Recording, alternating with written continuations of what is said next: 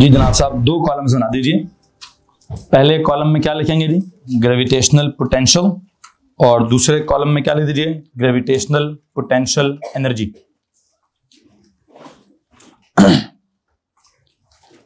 Chapter हमारा वही है, ग्रेविटेशनल फील्ड वाला, ग्रेविटेशनल फोर्स वाला। लेकिन अभी मैंने ना तो ग्रेविटेशनल फील्ड की हेडिंग दी है, ना ग्रेविटेशनल फोर्स की हेडिंग दी है। अभी जो हेडिंग चल रही है वो कौन सी चल रही थी? वो ग्रेविटेशन की हेडिंग दे दी, चूंकि मैं फोर्स और फील्ड के हिसाब से नहीं पढ़ाना चाहता।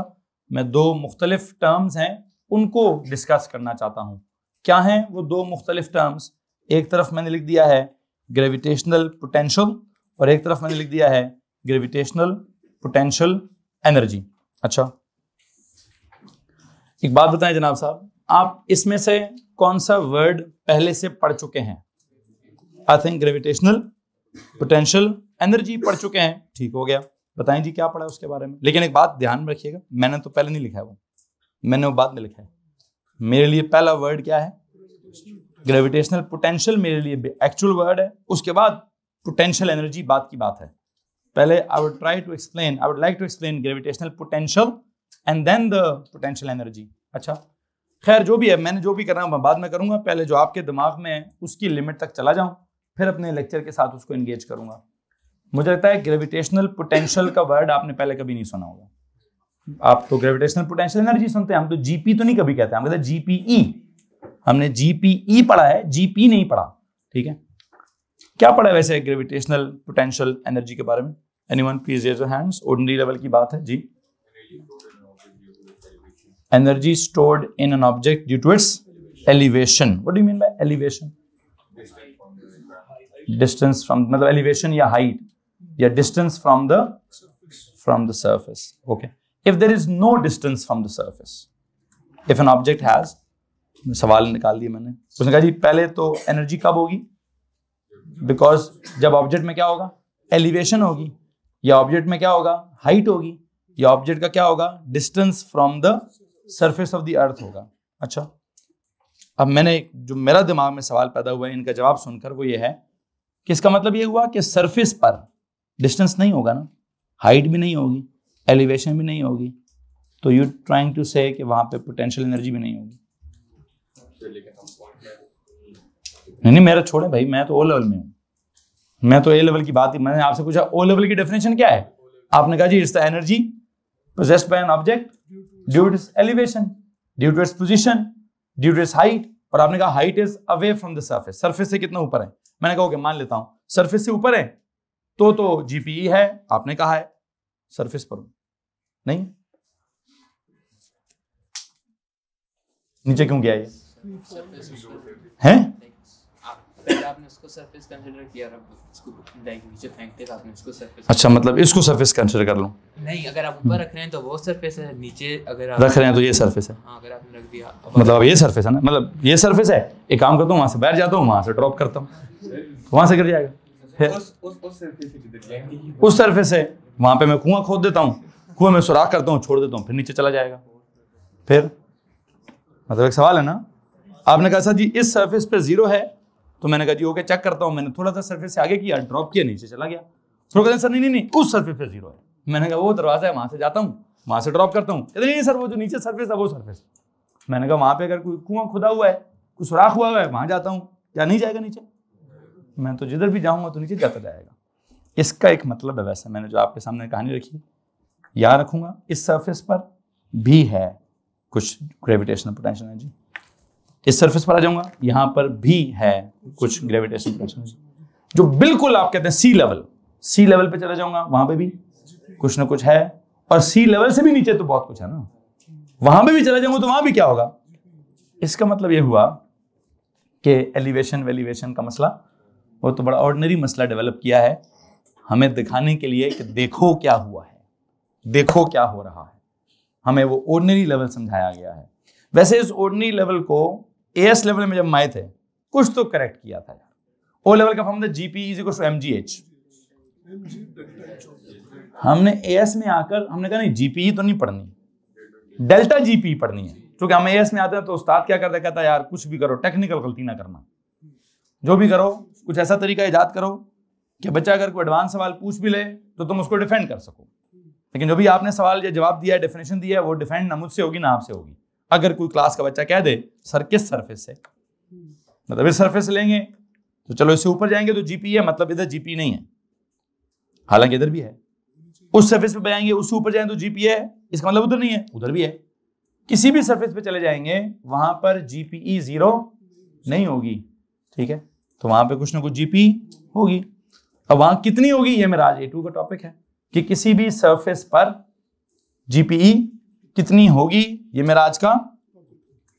बल्कि मैं इसमें एक वर्ड चेंज करना चाहता हूं, किसी सरफेस पर नहीं, किसी भी पॉइंट पर, किसी भी पॉइंट पर कितनी ग्रेविटेशनल पोटेंशियल एनर्जी होगी, ये मेरा टॉपिक है। बल्कि नहीं, किसी पॉइंट पर नहीं, किसी भी पोजीशन पर कितनी एनर्जी है, ये मेरा टॉपिक होगा। बल्कि नहीं, पोजीशन भी नहीं, किसी भी पोटेंशियल पर, क्या जनाब साहब, किसी भी पोटेंशियल पर कितनी एनर्जी है, ये मेरा टॉपिक है। तो मैंने पॉइंट से निकल कर किधर गया, पोजीशन, पोजीशन से निकल कर किधर गया, पोटेंशियल। तो बुनियादी तौर पर, बल्कि पॉइंट पे मैं बाद में आया था, पहले आपने कहा था सरफेस, किसी भी सरफेस पर कितनी एनर्जी है। मैंने कहा सरफेस तो अब है ही नहीं, अब तो गोल गोलाई है, अब तो पॉइंट्स की बात होगी। उस पॉइंट को पोजीशन कहूंगा और फिर प्योर फिजिक्स में उस पोजीशन को पोटेंशियल कहूंगा। तो पहले मुझे क्या समझाना होगा, पहले तो मुझे पोटेंशियल समझाना होगा, फिर उस पोटेंशियल के बाद क्या समझाऊंगा, उसके बाद मुझे पोटेंशियल की एनर्जी समझानी पड़ेगी, ठीक है। खैर ओ लेवल की क्या गलती थी, एएस में कैसे ठीक किया, वैसे एएस में ठीक कैसे किया, हमने एएस में जीपीई पढ़ी नहीं, हमने इसमें क्या पढ़ा था, डेल्टा जीपीई। क्या था मतलब डेल्टा जीपीई का, कि किसी भी एक पोजीशन से किसी भी, मतलब एक पॉइंट से दूसरे पॉइंट पे चले गए, एक पोजीशन से दूसरी पोजीशन पे चले गए, एक पोटेंशियल से, तो दरमियान में कितना पोटेंशियल का चेंज आया, कितनी पोटेंशियल एनर्जी का चेंज आया, हमने तो वो पढ़ा है। क्या था उसका formula, mg delta H. mgh को तो मैं बिल्कुल मानने से इनकारी हूं, mgh को मैं किस बुनियाद पर मानने से इनकारी हूं, उसका मतलब है हाइट 0 तो पोटेंशियल एनर्जी 0। नो जनाब साहब, पोटेंशियल एनर्जी होगी तो हाइट तो नहीं होनी चाहिए। एएस वालों ने क्या किया, उन्होंने कहा यार एक काम करते हैं, जितना सिलेबस में बात होगी उतनी बात करेंगे ना। वहां क्या होता था, वर्क एनर्जी प्रिंसिपल होता था, याद, गाड़ियां होती थी ना ज्यादातर, मैकेनिक्स का चैप्टर था, मैकेनिक्स में गाड़ियां चल रही थी, गाड़ियां चढ़ते चढ़ते क्या होता था, कहीं ना कहीं इंक्लाइंड सरफेस आ जाता था। तो उस इंक्लाइंड सरफेस में हमने क्या लगाना होता था, वर्क एनर्जी प्रिंसिपल लगाना होता था। Work done bye driving force भी थी, प्लस किसी एनर्जी में डिक्रीज भी आता था, जिस वजह से इक्वल टू क्या होता था, किसी एनर्जी में इंक्रीज आता था, और कुछ energy work done against friction में वो हो जाती थी। तो हमने क्या डेवलप कर दिया, वर्क एनर्जी प्रिंसिपल डेवलप। उसमें किसी न किसी सवाल में जीपीई कम हो जाती थी तो क्या कहते थे, डेल्टा जीपीई, या कभी ज्यादा हो जाती थी उसको भी क्या कहते थे, डेल्टा जीपीई। क्या फॉर्मूला mgh लिखते थे, क्या लिखते थे, mg डेल्टा h, कि जिन दो पोजीशंस की बात हो रही है, जिन दो पॉइंट्स की बात हो रही है, जिन दो पोटेंशियल्स की बात हो रही है, वहां पोटेंशियल का डिफरेंस कितना है। ओ एक और लफ्ज भी समझाना है, ग्रेविटेशनल पोटेंशियल भी समझाना है, ग्रेविटेशनल पोटेंशियल डिफरेंस भी समझाना है, ग्रेविटेशनल पोटेंशियल एनर्जी भी समझाना है, और फिर ग्रेविटेशनल पोटेंशियल एनर्जी डिफरेंस ये भी समझाना है। मतलब जीपी भी समझाना है तो डेल्टा जीपी भी समझाना है। खैर बहरहाल क्या कुछ समझाना है क्या नहीं करना, 4 टॉपिक्स आगे हमारे पास। पहले ये 2 कॉलम्स खत्म करता हूं, फिर नए कॉलम बना लूंगा। कौन से, इधर आ जाएगा ग्रेविटेशनल पोटेंशियल डिफरेंस, इधर क्या आ जाएगा, ग्रेविटेशनल पोटेंशियल एनर्जी का डिफरेंस, मतलब जिसको आप, खैर इसका मतलब ये है कि काम करना चाहिए सर जी, ओ लेवल को भुलाएं थोड़ी देर के लिए, भूल जाएं गलती किया है, और जो एएस में किया है वो तो मैंने इस चैप्टर के एंड पे करना है, उसको भी थोड़ी देर के लिए इग्नोर मारें। बात कहाँ से स्टार्ट करें, बिल्कुल 0 से स्टार्ट करते हैं। मतलब हम ये भूल जाते हैं कि ओ लेवल में क्या पढ़ा है, उसमें कोई मसला है, एएस में क्या हुआ है वो तो मेरा चैप्टर ही नहीं है, तो मेरा एंड पे आएगी बात। तो उन तमाम बातों को दिमाग से जब तक भुलाएंगे नहीं, तब तक मैं नया टॉपिक आपके दिमाग पे डेवलप कर पाऊंगा नहीं। ये इसके जो अल्फाज हैं, इसके अल्फाज में और जो आपके दिमाग में ऑलरेडी अल्फाज हैं, उनमें जो फ़र्क है वो फ़र्क मैं डेवलप नहीं करा पाऊंगा जब तक आप क्या ना कर लें, पिछली बात को या तो बिल्कुल गलत ना समझ लें, या बिल्कुल उसको दिमाग से इग्नोर ना कर दें, और आप कैसा जी न्यू फार्मूला डेवलप कराएं, न्यू कॉन्सेप्ट डेवलप कराएं, तो आपको जो सही कॉन्सेप्ट है वो डेवलप होगा। अदरवाइज क्या होगा, वो पिछली वाली बात ही कहीं ना कहीं दिमाग में साई साई साई कर रही होगी, और जो नई वाली बात है वो भूल ही रहेगी, क्योंकि ओ लेवल की बात समटाइम ज़्यादा लंबे अरसे से सुनी होती है तो वही याद रहती है। उसको किसी भी, जो भी आपका तरीका है पिछले कॉन्सेप्ट को उड़ाने वाला, ठीक है, किस तरह से आप उसको शट करते हैं, किस तरह से आप उसको डिलीट करते हैं, कौन सा रेगमाल पकड़ते हैं, कैसे उसको पकड़ के चूने की तरह उतारते हैं, आई डोंट नो, पर मैंने आपको बता दिया है क्या करना है भाई। अभी तक का जो GPE पढ़ा है दिमाग से उतारो यार उसको। जब तक उतारोगे नहीं, सही वाला वर्जन, A2 वाला वर्जन, मार्क्स लेने वाला वर्जन वो डेवलप नहीं होगा, ठीक है। अच्छा, सपोज करते हैं जी आपने उड़ा दिया, कैसे? सबके सब क्या कहें, ये क्या है? नहीं, हाथ तो नहीं है, रेगमाल है जी, रेगमाल है। ये क्या है? सिर्फ कॉन्सेप्ट, क्या करें सबके सब? वजन बिस्मिल्लाह करें, बिस्मिल्लाह रहमान रहीम पढ़ाएं जनाब साहब। ये ऐसे ही बैठे, मेरी शक्ल देखने में पागल हूँ, ठीक है। Head and shoulder, oh yes, खुशकी उतारें दिमाग से भाई, ठीक है। जब ये उतरेगी तब क्या होगा? अब नया कोई कॉन्सेप्ट चढ़ेगा। नया कॉन्सेप्ट क्या है जनाब साहब? एक काम करते हैं जी, दरमियान में पोटेंशियल एंड पोटेंशियल एनर्जी। आप कह रहे थे पहले ये पढ़ा है, पहले ये लिखवाना है। नहीं जनाब साहब, मैंने नहीं पढ़ा है पहले, मैं तो उतार दिया, मुझे तो पता ही नहीं क्या है। मैंने पहले क्या पढ़ाना है? मैंने तो ये पहले लिखा है, तो ये पहले पढ़ाना है।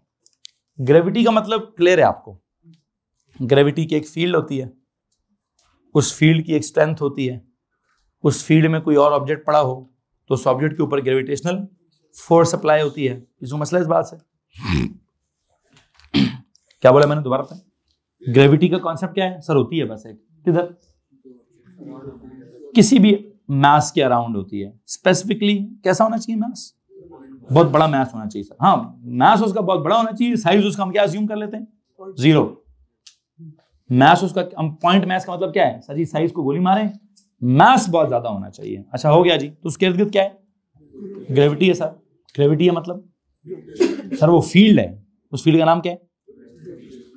उस ग्रेविटेशनल फील्ड के मुख्तलिफ मुकामात पर ग्रेविटेशनल फील्ड की मुख्तलिफ स्ट्रेंथ है, या हर मुकाम पर कोई ना कोई स्ट्रेंथ है। अच्छा, हर मुकाम पर ग्रेविटेशनल फील्ड की एक स्ट्रेंथ है, और हर मुकाम पर अगर आपने कोई ऑब्जेक्ट रख दिया तो उस ऑब्जेक्ट के ऊपर क्या होगा? एक ग्रेविटेशनल फोर्स लगेगी। ये कॉन्सेप्ट है ना पिछला अभी तक, कि हर मुकाम पर ग्रेविटी की फील्ड की कोई ना कोई स्ट्रेंथ है, और उस मुकाम पर कोई ऑब्जेक्ट अगर पड़ा हुआ यूनिट मास तो उस पर क्या लगेगा? इसमें किसी को प्रॉब्लम है भाई? ये पढ़ना अभी तक कि ग्रेविटी की फील्ड में किसी भी मुकाम पर ग्रेविटी की फील्ड की स्ट्रेंथ कितनी? G equals small g equals capital G capital M over d square. उस मुकाम पर अगर आपने कोई यूनिट मास स्मॉल m रख दिया तो उसके ऊपर क्या लगेगा? फोर्स कितनी लगेगी? F is equal to capital G capital M small m over क्या? ऐसे ही है। अच्छा, अब मैं इन लफ्जों में थोड़ी सी तब्दीली लाना चाहता हूं, जरा चेक कीजिएगा लफ्जों में तब्दीली क्या आएगी। ग्रेविटी है, किधर है? किसी भी पॉइंट मास के या किसी भी हेवीली मास्ड ऑब्जेक्ट के अराउंड एक ग्रेविटी है। ग्रेविटी की फील्ड है, उस फील्ड में किसी भी पॉइंट पर आप पिछले टॉपिक में क्या कहते हैं? ग्रेविटेशनल फील्ड की कोई, अब मैं क्या कहने लगा हूं? उस पॉइंट पर कोई ना कोई, या उस पोजीशन पर ग्रेविटेशन का कोई ना कोई पोटेंशियल है। उस पॉइंट पर ग्रेविटेशन का क्या है जी? एक पर्टिकुलर पोटेंशियल है, और उस पॉइंट पर अगर आपने कोई ऑब्जेक्ट रख दिया तो उसकी ग्रेविटेशनल पोटेंशियल एनर्जी होगी। क्या बोला मैंने पिछले टॉपिक में से स्मॉल g और f का जो कॉन्सेप्ट था उसको उठाकर यहां लगा दिया है। पिछले टॉपिक में क्या था स्मॉल g और f का कॉन्सेप्ट? कि फील्ड में किसी भी जगह पर फील्ड की एक स्ट्रेंथ होगी, उस जगह पर कोई यूनिट मास होगा तो उस पर एक फोर्स लगेगी। मैं बिल्कुल नहीं, एग्जैक्टली बिल्कुल नहीं, काफी हद तक क्या बोल रहा हूं? ग्रेविटी की फील्ड में किसी भी पॉइंट का कोई पोटेंशियल होगा। अब मैंने कह रहा कि उस फील्ड में किसी भी पॉइंट पर फील्ड की, मैं कह रहा हूं उस पॉइंट पर ग्रेविटी का कुछ ना कुछ पोटेंशियल होगा। उस पॉइंट पर अगर यूनिट मास रखेंगे तो आप पहले कहते थे सर उसके ऊपर ग्रेविटेशन फोर्स लगती थी, अब मैं क्या कहूंगा? अब उस ऑब्जेक्ट की क्या होगी? ग्रेविटेशनल पोटेंशियल एनर्जी होगी। इस बात में किसी मसला? मैंने दो जुमले किससे रिलेट किए हैं? अपने पुराने वाले कॉन्सेप्ट से रिलेट किए हैं। कौन से वाले से? ओ लेवल वाले से नहीं, एएस वाले से भी नहीं, अभी तक का जो मेरा A2 का चैप्टर डेवलप हुआ है उन जुमलों के साथ मैंने इस कॉन्सेप्ट को रिलेट किया है। तो मैं लिखवाना भी वैसे उन्हीं तरह से लिखवाना चाहूंगा। जरा प्लीज पहले जुमला लिख दें, इम्प्रॉपर डेफिनेशन लिखें जी। पहले क्या लिखे जी? Gravitational potential. देखिए जी, it is improperly defined as, it is improperly defined as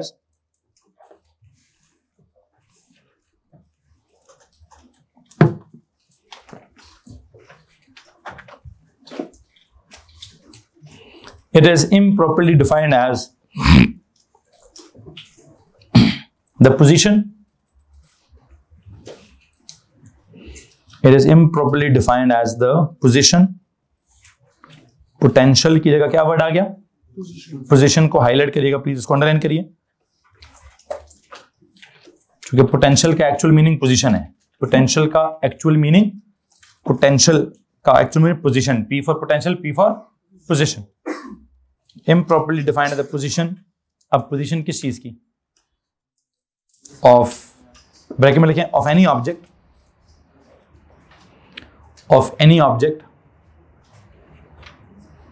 in the gravitational field of any planet. Improperly defined as the position of any object. Position of any object को, ये जो है of any object, please इसको bracket में लिखें, of any object की बात bracket में होनी चाहिए। Haris, of any object bracket में, of any object के बाद ब्रैकेट क्लोज करो। हाँ जी, क्या लिखा जी? It is improperly defined as the of any object, ये ब्रैकेट में आ गया, इन द क्या? Gravitational field of any planet. अगर मैं इसको ब्रैकेट के बगैर पढ़ूं तब भी ठीक है, पढ़ें जरा ब्रैकेट के बगैर। It is the defined as the क्या? The position in the gravitational field of any planet. किसी भी प्लैनेट के ग्रेविटेशनल फील्ड में किसी भी पोजीशन पर क्या होता है? पोटेंशियल होता है। किसी भी पोजीशन का कोई ना कोई पोटेंशियल होता है। किसी को मसला इस बात से? अच्छा, उधर आ जाएंगे, बल्कि एक काम करता हूं, इधर एक ड्राइंग से बना देता हूं।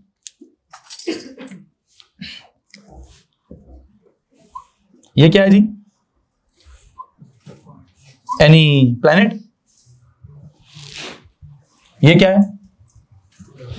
उस प्लैनेट की ग्रेविटी की फील्ड, उसमें किसी भी पोजीशन पर, ये क्या है? ये कोई पोजीशन है। इस पोजीशन पर, इस पोजीशन का क्या है? कोई पोटेंशियल है। इस पोजीशन पर कोई पोटेंशियल है या इस पोजीशन का कोई पोटेंशियल है। अब वो कितना है, क्या उसका सिंबल है, क्या उसका फार्मूला है, क्या उसकी असल डेफिनेशन है, मतलब क्या उसकी प्रॉपर डेफिनेशन है, मैं उसको भी थोड़ी देर में डेवलप करता हूं। लेकिन जो मैं कहना चाह रहा हूं वो क्या कहना चाह रहा हूं कि सर जी, एक प्लैनेट था, कैपिटल M आ गया, उसके इर्द गिर्द क्या है जी? ग्रेविटी की फील्ड है, आ गई। उधर क्या है? किसी भी पॉइंट पर, किसी भी पोजीशन पर क्या होगा? कुछ ना कुछ ग्रेविटेशनल पोटेंशियल होगा। एक काम करता हूं, दिस इज क्या? This is a planet, this is a planet of mass M।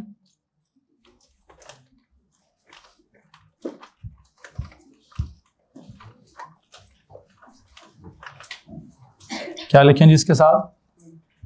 This is a planet of mass M. What is this? This is the gravitational field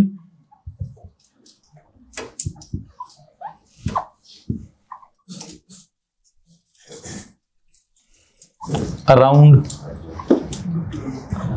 the planet of mass M.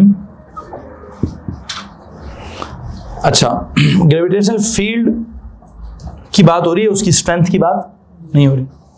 ये एक point है, this is any point A in the क्या? This is any point A in the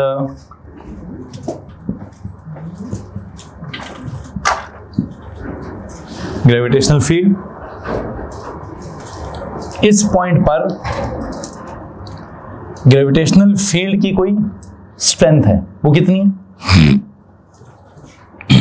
capital G, capital M over क्या?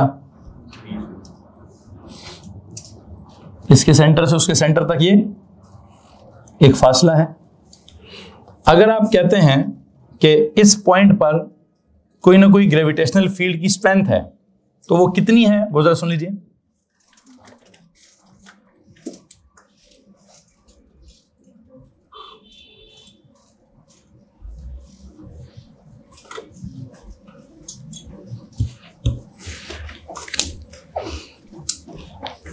मैं इस point का जिस point के इतने फासला है मैं वो सारे ड्रॉ कर लेता हूं। इन सारे पॉइंट्स का क्या फासला है जी? प्लीज टेल मी, इन सारे पॉइंट्स का फासला कितना है? डी ही है, जिसको आप शायद इतने बड़े सर्कल का आर भी कह सकते हैं। लेकिन जो इस पॉइंट का फासला है वो इसका भी है, वो इसका भी है, उसका। अच्छा, इन तमाम पॉइंट्स पर gravitational field strength at point A is equal to क्या? Gravitational field strength at point A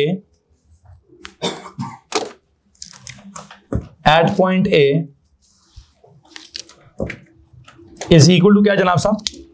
small G is equal to क्या? Capital G capital M over क्या? D square. What is this capital G? Constant capital M, इसका mass. What is this D? जिस point पर आप हैं उस point का centre of the planet से फासला कितना है, उस हिसाब से उस पॉइंट पर क्या है? ग्रेविटेशनल फील्ड की एक स्ट्रेंथ है। ओके, अगर मैं कहूं सर ये तो आप बहुत आगे चले गए हैं, ग्रेविटेशनल फील्ड की स्ट्रेंथ, मुझे तो बात करनी है कि इस पॉइंट का एक पोटेंशियल है। क्या है? इस पॉइंट का एक पोटेंशियल है, तो वो क्या है उसके लिए जरा सुन लीजिए कि मैं क्या कहना चाह रहा हूं और क्या लिखूंगा। इस पॉइंट पर क्या होगा? Gravitational field, okay, gravitational potential at point A is equal to क्या? Gravitational potential eight point A is equal to के लिए जरा गौर से सुनिए। पहले तो पोटेंशियल है तो उसका सिंबल कुछ और होना चाहिए, तो आपकी इतला के लिए अर्ज है कि there is a new symbol something like this. यूं गोला बनाए, गोले के ऊपर लाइन लगा दें, गोला बनाए और गोले पे लगाकर क्या कर दें? लाइन लगा दें। This is the symbol for क्या? This is the symbol for gravitational potential. और इस ग्रेविटेशनल पोटेंशियल का जो फार्मूला है वो जरा सुन लीजिएगा प्लीज गौर से, कि जैसे आपने कहा सर इस पॉइंट पर क्या सिचुएशन चल रही है? इस पॉइंट पर यह सिचुएशन चल रही है कि इस पॉइंट पर कोई ना कोई फील्ड स्ट्रेंथ है। अब मेरे पास दो तरीके हैं इस बात को समझाने के लिए, लेकिन चलो मैं अभी इक्वालिटी नहीं लिखता, मैं प्रोपोर्शनैलिटी लिखकर आपको समझाने की कोशिश कर सकता हूं। प्रोपोर्शनैलिटी क्या लिख दूं? इस पॉइंट का जो पोटेंशियल है वो किस पर डिपेंड करता है? आपका क्या अंदाजा कहता है? जैसे इस पॉइंट की फील्ड की स्ट्रेंथ इसके मास पे डिपेंड करती थी ना, तो मैं एम आ गया। इससे फासले पे डिपेंड करता था ना, तो डी भी आ गया। अच्छा, इस पॉइंट का पोटेंशियल किस पे डिपेंड करेगा? क्या इसके मास पे डिपेंड नहीं करेगा? अगर मैं कहूं जी प्लेनेट का मास बहुत ज्यादा है, तो उसके इर्द गिर्द किसी भी पॉइंट का पोटेंशियल, मतलब उसकी कैपेबिलिटी टू डू एनीथिंग, जो भी व्हाटएवर इसने करना है, जो भी इसकी एबिलिटी हमने ढूंढनी है, बाद में देख लूंगा मैं, ज्यादा होगी ना। तो अगर मैं कहूं कि जी इसका जो पोटेंशियल है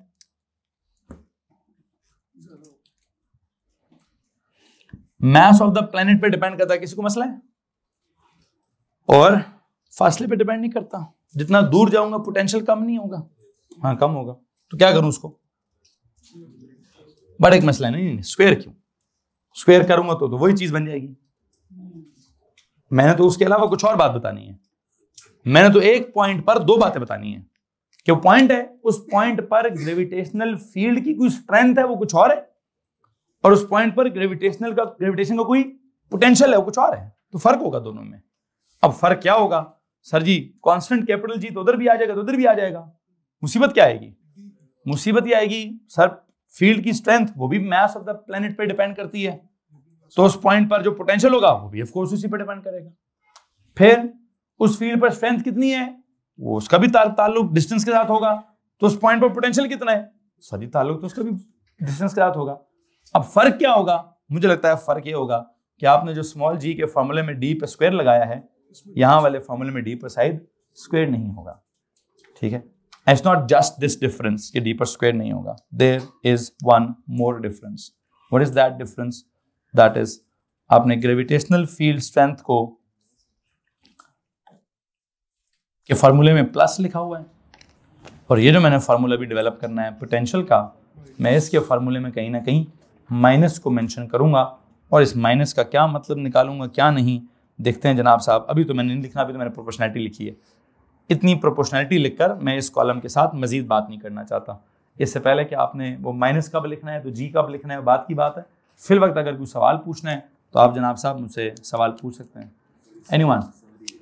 हैं जी, समरी लिखिए बेटा, अभी तो मैंने पढ़ाना स्टार्ट ही नहीं किया। हाँ जी, मैं आ रहा हूँ उधर भी जाऊँगा। जो लिखा है उसमें से सवाल पूछ लें। क्या लिखा हुआ है? जमीन बनी है, मसला उसके साथ जमीन के इर्द गिर्द एक पॉइंट है, उधर को मसला है। उस पॉइंट ए का सिर्फ वो पॉइंट ए एक जगह पे नहीं है, वो पॉइंट ए किधर किधर हो सकता है। उसी फासले पर पूरा सर्कल लगा दिया मैंने कि पॉइंट ए इधर भी है, ये भी पॉइंट है, ये भी पॉइंट है। क्यों इन सबको एक पॉइंट क्यों कह रहा हूं? ये सब है इक्वी डिस्टेंट पॉइंट्स। तो अगर ये सब इक्वी डिस्टेंट पॉइंट्स हैं तो इन सब पॉइंट्स पर क्या होगा? पहले एक आइडिया है, इन पॉइंट्स पर ग्रेविटेशनल फील्ड की स्ट्रेंथ है, वो आपने पहले पढ़ लिया है।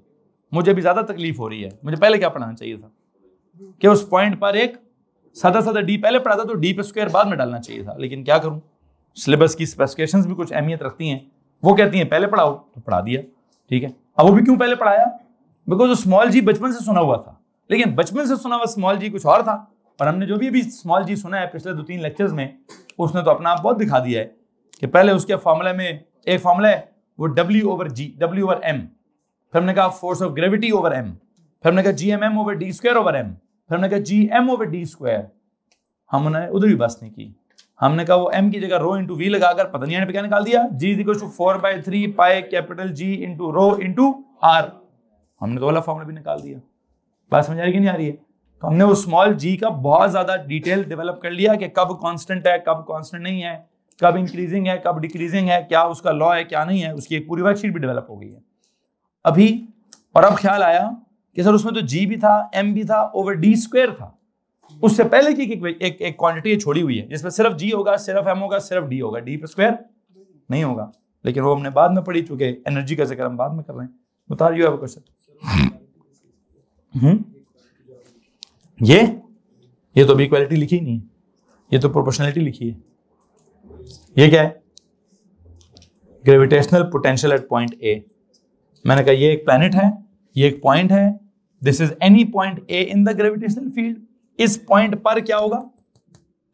या तो ग्रेविटेशनल फील्ड की कुछ स्ट्रेंथ होगी, वो इस फॉर्मूले को फॉलो करेगी, या इस पॉइंट पर क्या होगा? ग्रेविटेशनल पोटेंशियल होगा एट दिस पॉइंट। अगर आप मुझे इधर भी इक्वालिटी मांगते हैं तो मैं यहां पे भी इक्वालिटी लिख देता हूं, और वो क्या इक्वालिटी होगी?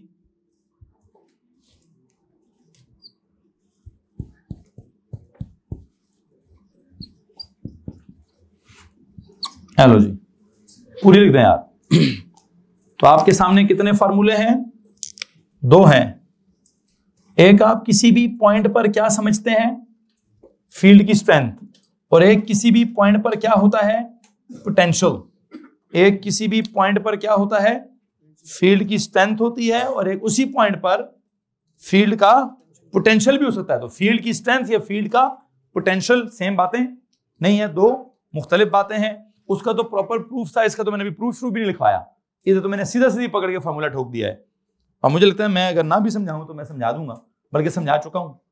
कैपिटल M का मतलब तो समझा चुका हूं कि अगर प्लैनेट बड़ा हुआ तो पोटेंशियल उसके इर्द गिर्द किसी भी पॉइंट का क्या होगा? बहुत बड़ा होगा। जितना उससे दूर जाएंगे तो उस पॉइंट का पोटेंशियल क्या होता जाएगा? कम होता जाएगा। तो बातें आ गई। सिर्फ क्या नहीं आया? कैपिटल G भी आ जाएगा सर, प्रोपोर्शनैलिटी को इक्वालिटी करने G भी आ जाएगा। एक चीज रह गई है बस। मुझे लगता है अगर मैं माइनस समझा जाऊं तो मेरा कॉलम ही खत्म हो जाएगा वाला, लेकिन मैं ऐसे थोड़ी कहूँ, मैं तो किसी और तरह से भी समझाऊं। इससे पहले कि मैं उसको खत्म करूं, दूसरे कॉलम में जाइए। अब इसको खत्म नहीं किया, यहां से इसको निकालूंगा जी, यहां से भी इसको मैं, अभी तो मैंने इम्प्रॉपर काम किया। क्या किया? इम्प्रॉपर काम किया है। प्रॉपर काम अभी रहता है, प्रॉपर काम अभी रहता है। वैसे इम्प्रॉपर काम से पता क्या चला, इम्प्रॉपर काम से पता चला कि phi is directly proportional to क्या, mass of the planet, which means क्या, greater the mass of the planet, greater the gravitational potential of any point around the planet. ठीक है, फिर ग्रेविटेशन पे काम करें, इसको लिखें, अभी इम्प्रॉपर चल रहा है। पहला कॉन्सेप्ट लिखे जिसके नीचे, पहले वाले कॉलम में आए, पहले वाले कॉलम में आए, पहले वाले कॉलम में पहली बात क्या लिखे,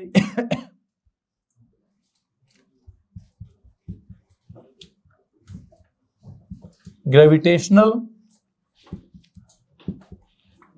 potential of any point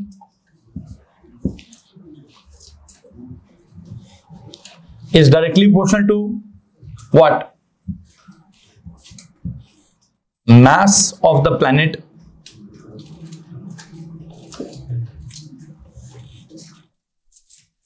gravitational potential is directly proportional to क्या?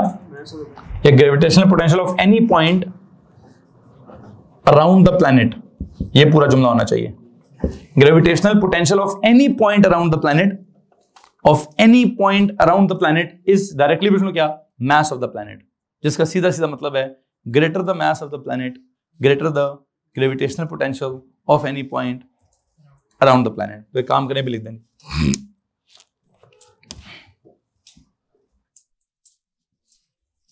Greater the what, greater the mass of the planet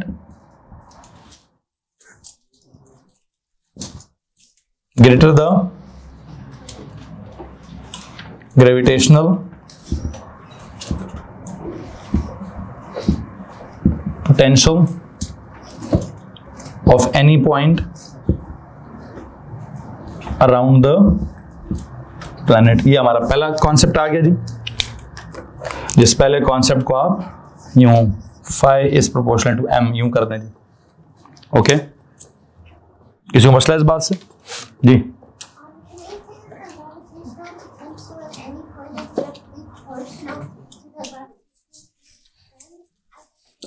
ultimately मैं फाई का और जी का कोई ना कोई रिलेशन डेवलप कर लूंगा, मैं करूंगा उसका भी। आप सही कह रही हैं कि सर फाई का और जी का कोई रिलेशन है, काफी हद तक फील हो रहा है सेम है, काफी हद तक दोनों बातें सेम फील हो रही हैं, लेकिन देखेंगे अल्टीमेटली यही तो सारा काम है कि हमें पूरे चैप्टर में कहते हैं चार टर्म्स को बिल्कुल अलग अलग क्लासिफाई कर जाओ। किसको? एफ को, स्मॉल जी को, फिर फाई को, इसको क्या बोलते हैं? वो फाई टाइप सिंबल लगाया मैंने, फाई, लेकिन वो फेज वाला फाई डिफरेंट है। वो कैसा था बच्चों? वो कैसा होता है? वो यूं करके यूं जाता है, वो तो उसको कहते हैं छोटा फाई। क्या कहते हैं? छोटा फाई। ये क्या है? ये वाला फाई, फिर आगे जाकर आएगा ये वाला फाई, फिर आगे आएगा ये वाला फाई। हाँ जी, अभी वाला कौन सा फाई है? नहीं, ये वाला है, मैंने यूं किया फिर यूं किया, पर है जी को फाई है बस। ठीक है जी, कौन कौन सा फाई चल रहा है जी? अब मैंने यूं गोला बनाया और फिर यूं वर्टिकल सी लाइन लगा दी है। खैर बहरहाल यही तो उसका काम है। यार बिल्कुल चार सिमिलर तरह की क्वांटिटीज होंगी, सब में कैपिटल जी होगा, सब में कैपिटल एम होगा, सब में डी होगा, किसी पे डी होगा, किसी पे डी स्क्वायर होगा, किसी में स्मॉल एम होगा, किसी में स्मॉल एम नहीं होगा। यही फंसे रहेंगे हम इधर ही। हाँ, समझ लिया तो आसान हो जाएगी बात, ना समझा तो ये कभी भी नहीं समझ आता कि स्मॉल एम कहाँ है कहाँ नहीं है, डी पे स्क्वायर कहाँ है कहाँ नहीं है, इसी को हमने भी सीखना है। बहरहाल पहला कॉन्सेप्ट ने लिख दिया, दूसरा लिखें जी, gravitational potential of any point around the planet is क्या? is inversely proportional to the distance away from the planet या from the center of the planet। तो दूसरा कॉन्सेप्ट क्या करें? इसके नीचे जाएं, सेकंड कॉलम में नहीं जा रहा, पहले कॉलम में नीचे जा रहा हूं। Gravitational potential eight any point, बच्चों बस ना यार, बातें बंद करो। At any point around the planet is क्या? Is inversely proportional to the distance from the center of the planet। Distance from the, क्या लिखा जी? Gravitational potential at any point around the planet is inversely proportional to the distance away from the center of the planet। पहले column का second concept है जी कि जितना आप दूर जाएंगे, सारे तो सीधे सीधे कॉन्सेप्ट चल रहे हैं, ये कोई रॉकेट साइंस है इसमें, कि जितना आप उससे दूर जाएंगे उस पॉइंट का पोटेंशियल क्या होगा, कम होता जाएगा। यानी मुश्किल बात है। इसका मतलब है greater the distance of any point from the planet what will happen, smaller the potential at that point. लिख सकता हूं ये बात कि नहीं? लिखें जरा।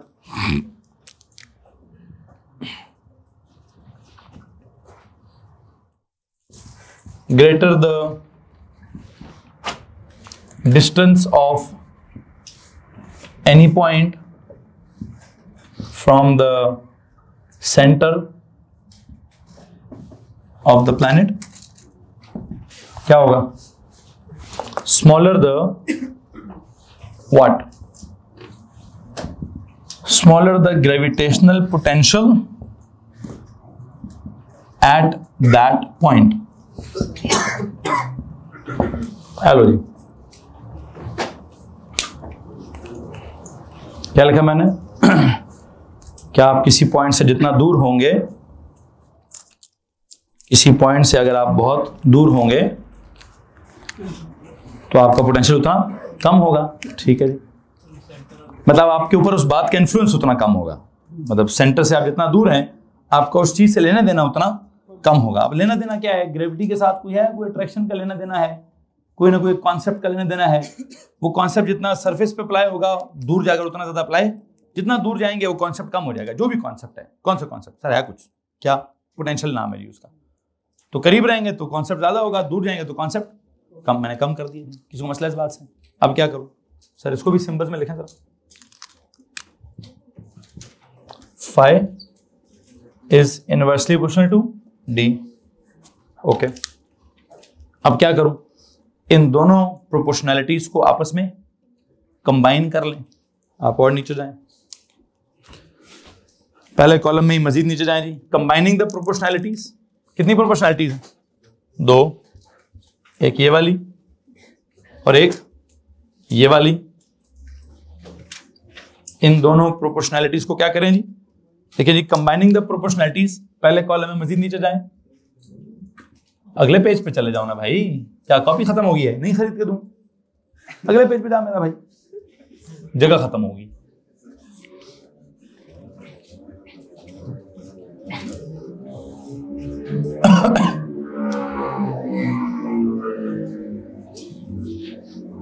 अब इससे ज्यादा बच्चों की तरफ तो नहीं पढ़ा सकता मैं। और पहले एक डायरेक्ट प्रोपोर्शनैलिटी लिखो। मुझे तो ओ लेवल याद आ रहा है।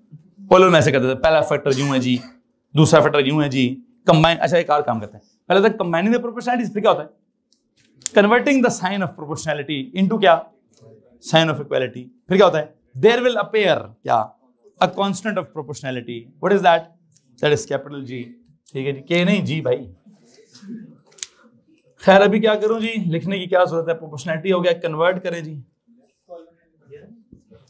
नहीं यार, एक चौथा कॉलम बना ले भाई, वहां लिख। अब्दुल हादी आप हो? घर जाके अब्बा जी से मुलाकात नहीं हुई? हादी साहब किधर हो? हाथ नहीं लगे अबू के? नहीं लगते आप? इधर मैं हाथ लगा देता हूँ। नलायक आदमी, हाथ नहीं लगते तुझे अब्बा जी के? मतलब दोबारा मुलाकात करूं अब्बा जी से? हैं क्या? तो क्या तो गए हैं साजी, आपको दोबारा शिकायत का मौका नहीं मिलेगा। हैं किस कॉलम में लिखना है? जी जी जी जी जी। नहीं, मेरे पास भी है, जूतियां भी हैं, रबड़ की हैं, अच्छी लगती हैं। नलायक पांडा ना हो तो। कन्वर्ट द, दादा बू जिंदा है? नहीं? अच्छा, मतलब मुझे लगा क्या पता उनकी जरूरत पड़ जाए अभी।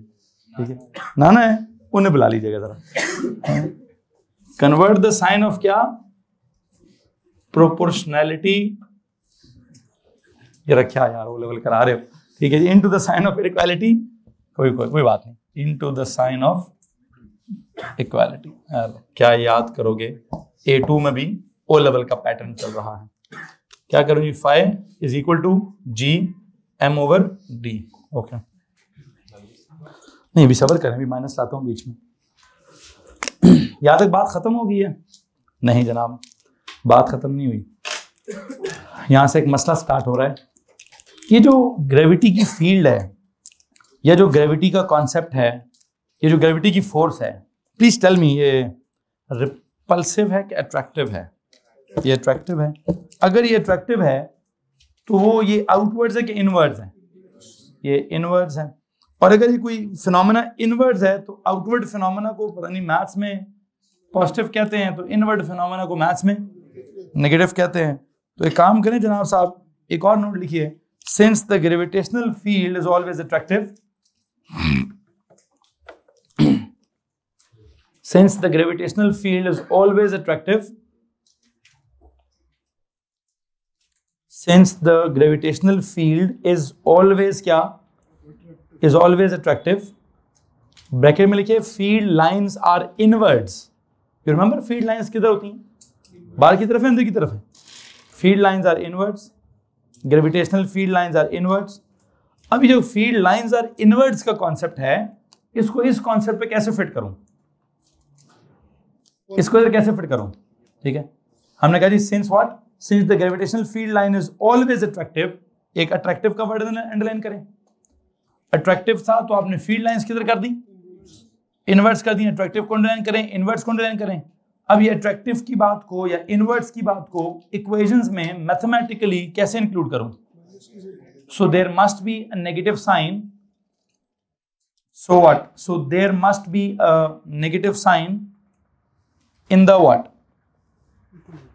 So there must be a negative sign. There must be a negative sign in the formula of gravitation. अब ये फॉर्मूला ऑफ ग्रेविटेशन तो नहीं, ये क्या है? Formula of gravitational. लेकिन मैं आपको बात बताऊं, ये सबसे बेसिक फार्मूला है। आप अगर फोर्स में देखेंगे तो इससे ज्यादा दो चीजें। कौन सी दो चीजें ज्यादा हैं? स्मॉल m भी है और d का स्क्वायर भी है। अगर आप फील्ड की स्ट्रेंथ देखेंगे वो भी इससे आगे की बात है। कौन सी? d पर स्क्वायर भी है। मुझे लगता है कि इस टॉपिक को सबसे क्या करना चाहिए, इसको सबसे पहले पढ़ाना चाहिए। बाकी सारी बातें बाद में होनी चाहिए थी, सबसे पहले होनी चाहिए मास ऑफ द प्लैनेट जी। उससे एक पर्टिकुलर फासला है जी, उस फासले पे जाएं जी, तो उस पॉइंट पर क्या होगा? इस फील्ड का कुछ ना कुछ पोटेंशियल होगा। अब बेशक इसकी इस बात को पढ़ाने की जगह तीसरे टाइम पर आई है कि पहले फील्ड पढ़ा ली, फिर फील्ड की स्ट्रेंथ पढ़ा ली, फिर फोर्स पढ़ा ली, उसके बाद पोटेंशियल पढ़ा रहा हूं। तो इसमें मेरा कोई कसूर नहीं है। मेरा स्पेसिफिकेशन ऐसी डिजाइन हुई भी हैं, कहते यार पहले फोर्स और फील्ड की स्ट्रेंथ खत्म कर लो, फिर की पोटेंशियल और पोटेंशियल एनर्जी की बातें कर लेना। लेकिन मुझे पोटेंशियल पढ़ाते हुए ऐसा फील होता है कि चूंकि इसका फॉर्मूला सबसे सिंपल है, और बल्कि मैंने किया भी क्या है, मैंने ना आपको बेटा ये फॉर्मूला ड्राइव किया ओ लेवल के तरीके से। कौन से तरीके से? मैंने बिल्कुल ऑर्डिनरी लेवल का कॉन्सेप्ट लगाया कि प्लैनेट का मास ज्यादा है तो उसके इर्द गिर्द किसी भी पॉइंट का पोटेंशियल ज्यादा होगा। प्लैनेट से दूर जाएंगे, मतलब वो लेवल में ऐसे ही फॉर्मूले बनते हैं ना। ठीक है, कि यार कौन कौन से फैक्टर्स हैं जो अफेक्ट करते हैं उस पर्टिकुलर टॉपिक को। हम वो फैक्टर्स देखते हैं जी, ये ज्यादा तो वो ज्यादा, ये कम तो वो कम, ये डायरेक्ट तो वो इनवर्स, इनवर्स और डायरेक्ट को कंबाइन किया, प्रोपोर्शनैलिटी को इक्वालिटी में कन्वर्ट किया, कांस्टेंट आ गया। लेकिन जब मैं भी स्पेसिफिकेशन देखूंगा तो कहेंगे भाई ये तुमने कैसे साबित कर दिया है, वो तो कुछ और, अभी तक तो मैं इम्प्रॉपर चल रहा हूं। क्या चल रहा हूं? आप पेज की हेडर पे देखें, मैंने क्या लिखा हुआ है? इम्प्रॉपरली डिफाइंड एज क्या? Improperly defined as the position of क्या?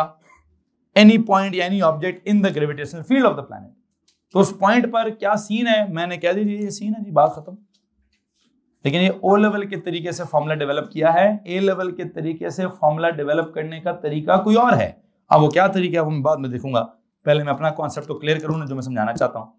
क्योंकि मुझे लगता है यहाँ पर ऑर्डिनरी तरीके से कैपिटल जी को लाना, कैपिटल एम को लाना, स्मॉल डी को लाना और माइनस को लाना मेरे लिए ज्यादा आसान बात थी। और जो एडवांस तरीका उसने समझाया है वो कहते हैं जी इसको पढ़ाना नहीं, इसको भी, लेकिन इसके हिसाब से इसको डिफाइन कर देना। अब उसका भी दिमाग खराब है, मेरा तो नहीं है खराब।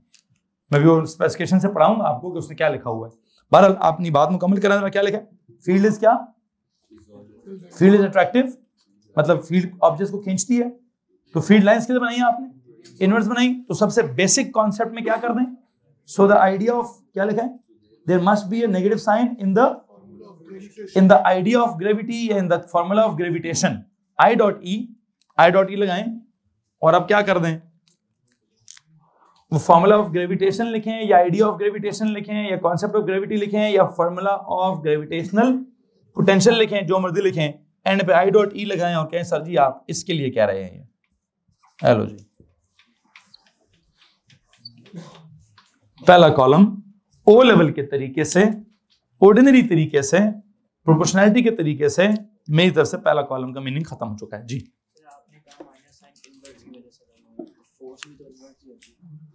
हाँ तो गुड क्वेश्चन, सवाल सुने जनाब साहब, जवाब दीजिएगा इसका जरा। वो कहते हैं, रिपीट करें जी, कहते हैं सर जी फोर्स जो थी, बल्कि सिर्फ फोर्स नहीं, ग्रेविटेशनल फील्ड स्ट्रेंथ भी जो थी वो क्या थी, वो भी तो सर इनवर्स थी ना, वो भी तो इनवर्स, ये कह रहे हो क्या सर? फिर उनके साथ भी तो माइनस होना चाहिए था, उनके साथ माइनस क्यों लगाया? तो मैंने कहा ना field lines are inverse, field is negative, field is attractive, मैंने लिखा तो यही है या जी, फील्ड इज अट्रैक्टिव तो फोर्स इज इनवर्स, तो फील्ड लाइंस आर इनवर्स। तो कहते हैं भाईजान सर जी फील्ड को इन्वर्ट कह रहे हैं तो फील्ड की स्ट्रेंथ को नेगेटिव क्यों नहीं कहा, आपने फोर्स को नेगेटिव क्यों नहीं कहा? यही मिला नेगेटिव कहने के लिए। हाँ जी फिलहाल तो यही मिला नेगेटिव कहने के, लेकिन कोई वजह होगी, फोर्स नेगेटिव नहीं हो सकती है। अभी तक मैंने ना आपको जो फोर्स पढ़ाया ना, मैंने तो फोर्स का सिर्फ फार्मूला पढ़ाया था, G M M over D square, या उधर स्मॉल जी का फॉर्मूला क्या था, G M over D square. आपका जब दिल करे वहां पे माइनस लगा दीजिएगा, नहीं ऐसे कैसे, दिल ना करे, जब आपका दिमाग करे तो वहां माइनस लगा दीजिएगा। अब ये दिमाग किधर करेगा? जब सवाल ने कहा भाई उसकी डायरेक्शन भी बताओ, कह देना लेफ्ट की तरफ है, और अगर प्लेनेट हुआ राइट की तरफ, और ऑब्जेक्ट हुआ किधर,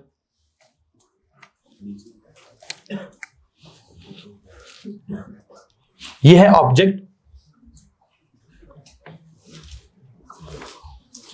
इधर भी है ऑब्जेक्ट जी।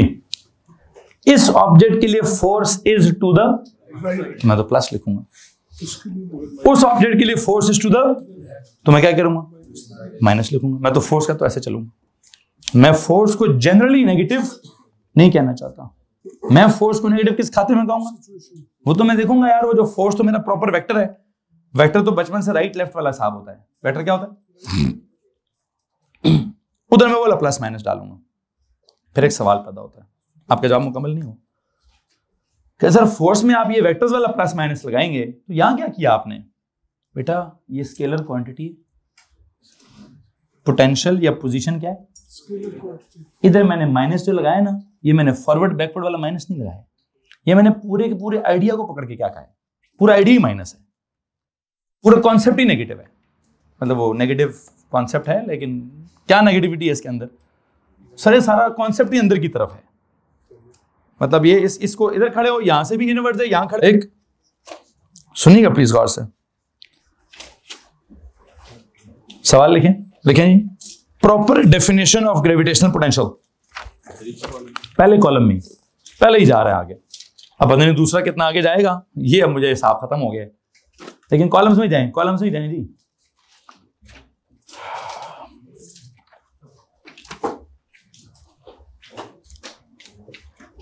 बल्कि काम करें, मैं बोल देता हूं लिखिएगा मत, बात ये वाली मैं कल कर लूंगा, अभी जैसे इनके सवाल के जवाब के लिए मैं कर लेता हूं, क्या पता सेकंड कॉलम इतना लंबा हमारा हो ही ना, ठीक है। तो देखते हैं जनाब साहब, जो मेरी स्पेसिफिकेशंस हैं वो क्या कहती हैं। उन्होंने जब पहली दफा पोटेंशियल की डेफिनेशन की, यूनिट 13.4, कहते हैं जी gravitational potential should be defined, gravitational potential of at any point should be defined as क्या, एज, लिसन केयरफुली प्लीज, और आपने बताना मुझे जवाब, as the work done per unit mass in bringing a small test mass from infinity to that point। क्या कह रहे, कहते हैं जो आपने पढ़ाया, आपने क्या पढ़ाया, हालांकि मैं फॉर्मूला निकाल चुका हूं, समझा चुका हूं, मेरी तरफ से चैप्टर खत्म हो गया। वो कहता है define gravitational potential at a point as what, as the work done per unit mass in bringing that test mass from infinity to a particular point। अब एक बात है, मैं कहता हूं ये इंफिनिटी किधर है, मुझे यहां से क्या करना है, ऑब्जेक्ट को यहां लाना है, मुझे बल्कि एक काम करता है, यहां से यहां लाने में कोई एनर्जी, कोई वर्क, यहां के बाद यहां तक लाने के लिए मैंने वर्क करना, और प्लैनेट ने खुद ही कर लेना, क्या होना, मैंने तो नहीं करना। कहते हैं डिफाइन कर इसको as what, defined as work done पर unit mass in bringing a small test mass from infinity to a point. हाँ, मुझसे वर्क कराना है तो मैं यहां से वहां तक लेके जाने के लिए मैं वर्क करूंगा। वो वर्क मतलब हम करेंगे कि किसी ऑब्जेक्ट को नीचे से, अब कौन वर्क कर रहा है, सॉरी ब्रदर, हम, मैं तो नहीं कर रहा, तो खुद नीचे जा रहा है भाई। बात समझ आ रही कि नहीं आ रही है? मतलब ऊपर से नीचे इन्फिनिटी से उस पॉइंट तक मैंने लाना है, छोड़े किसी चीज को खुद ही आ जाएगी या नहीं, खुद नहीं आएगी? एक सवाल है ना बेटा, from this point two infinity लेके जाना है अगर, तो रॉकेट, मतलब मिसाल के तौर पर रॉकेट है जी, यहां से वहां भेजना है, क्या करूं, खुद ही चला जाएगा। तो हम भेजेंगे, वो होगा जी मैं कर रहा हूं वर्क। अगर मैं कहूं जी मैं नहीं भेज रहा, वो खुद ही आ रहा है, तो मैं कर रहा हूं वर्क, उस वर्क को क्या बोलूं? पढ़ा है आपने किसी जमाने में? Work done on the gas, work done by the gas, पढ़ा है कि नहीं पढ़ा है? Work done on the system, work done by the system. बचन ये प्लस माइनस नहीं पढ़ा? या एक वर्क को इधर लिखना है तो एक वर्क को उधर लिखना है, ये कौन सी खुशी थी? Work done by the driving force इधर लिखना है, वर्क डन अगेंस्ट फ्रिक्शन उधर क्यों लिखना है? क्योंकि अगर उसको इधर लिखना हुआ तो इधर तो उसको माइनस करके लिखेंगे। कुछ मसला याद है कि नहीं याद है? लेकिन हमने वो इक्वेशन एएस में कैसे डेवलप की कि सर जी वो स्केलर का माइनस समझ ही नहीं आता, तो हमने कहा स्केलर का माइनस समझो भी मत, क्या करो, सारा स्केलर प्लस प्लस करो, लेकिन एक काम कर लो, फिर कर कौन रहा है हो किस पर आए, वो कर कौन रहा है इधर कर लो, हो किस पर आए वो उधर कर लो। लेकिन अगर मेरे को नहीं सर मैंने सारा कुछ इधर करना है, तो फिर कर कौन रहा है उसको पॉजिटिव कर दो, जिस पर हो रहा है उसको, कुछ याद आ रही कि नहीं आ रही बात? ऐसा कॉन्सेप्ट है हमारे पास कि वर्क डन को हम, हालांकि स्केलर है, वर्क डन को हम नेगेटिव कर सकते हैं, लेकिन वो फॉरवर्ड बैकवर्ड वाला नेगेटिव, वो अपवर्ड डाउन वाला नेगेटिव, ये कौन सा नेगेटिव होता है? वर्क डन हो रहा है, ऑन हो रहा है कि वर्क डन बाय हो रहा है, work done on the system हो रहा है कि वर्क डन, ये वाला कोई मसला है। इस चक्कर में कहीं ना कहीं प्लस माइनस आ रहा है। हाँ, आपके जो स्मॉल जी था ग्रेविटेशनल फील्ड स्ट्रेंथ, वो तो प्रॉपर वेक्टर है, उधर तो देखेंगे आप प्लस माइनस, बिल्कुल देखेंगे। मैं क्यों लिखवाऊं? मैंने तो उसका माइनस नहीं लिखवाया, मुझे तो बस इतनी बात कह देना काफी है, वो वेक्टर है भाई। आप सवाल में देख लीजिएगा राइट की तरफ एरो है कि लेफ्ट की तरफ एरो है, उस हिसाब से आप प्लस माइनस लगा दीजिएगा। उसका फोर्स ऑफ ग्रेविटी वेक्टर है जी, वो उसका राइट लेफ्ट देख लीजिएगा, उस हिसाब से प्लस माइनस लगा दीजिएगा, ठीक है। इधर तो लगाना मेरे ऊपर फर्ज है। क्यों फर्ज है? सर ये तो स्केलर है, ये तो सवाल में प्लस माइनस नहीं पता चलेगा, इसको तो मुझे शुरू से या पॉजिटिव करना है, या मैंने शुरू से इसको क्या कर दिया, मैंने तो नेगेटिव किया अपने तरीके से। वो क्या कहता है, उसका नेगेटिव पता किस चक्कर में आएगा? वर्क डन पर unit mass in bringing a small test mass, ये छोड़ने पहली फ्रेज नहीं समझ आएगी आपको, from infinity to the point. वो कहता है हमारी डेफिनेशन के मुताबिक क्या वर्ड होना चाहिए? From infinity to the point. तो जब मैं कल ए लेवल के तरीके से पढ़ाऊंगा तो मैं क्या कहूंगा, if I want to do work on this I will move this from this to this point, तो that will be work done by the external system, वो पॉजिटिव होगा।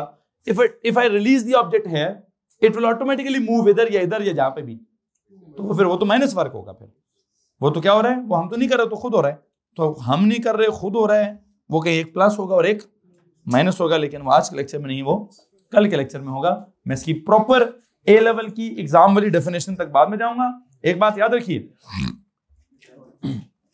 जो मैंने अभी निजाम डेवलप किया है, टॉपिक खत्म हो गया है, लेकिन ऑर्डिनरी तरीके से ओ लेवल की डेफिनेशन के तरीके से मैंने फॉर्मूला खत्म किया है। वो कहता है जी वो प्रॉपर तरीके से फॉर्मूले तक कैसे पहुंचेंगे, मुझे लगता है वहां से समझाना थोड़ा मेरे लिए मुश्किल होगा। वो क्या होगा, क्या मुश्किल नहीं होगा, मुझे पता है मैंने क्या करना है, लेकिन मुझे सीधा सीधा कॉन्सेप्ट लगता था, मैंने सीधा सीधा कर दिया है। अब उल्टा उल्टा कैसे होगा वो कल देख लेंगे।